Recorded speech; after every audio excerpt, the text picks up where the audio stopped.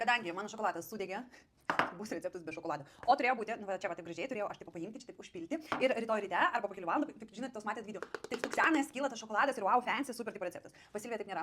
Pirmą kartą aš tirpdžiau šokoladą, kuris sudegė, nors aš dariau pagal visus reikalavimus, galbūt šitas šokoladas nėra tinkamas tirpdyti mikrobangiai, reikia kitaip. Ką aš jums pasakysiu, nėra šokolado ir nėra čia ko, mažiau kalorijų, mažiau riebalų ant šonų. Vat ir viskas, šitą viską mes išmetam ir visam. Tai mes turim tokį nuostabų variantą.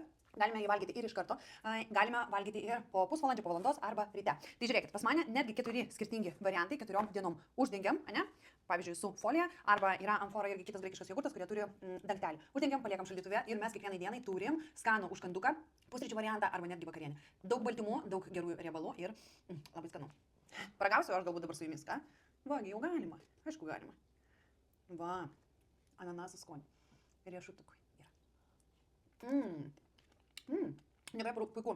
Tos čia siekos ir tokias, taip, krap. Tas riešutų sviestas man labai patinka. Ir ananasas priduoda tokio rūgštumo, o proteinas saldumo.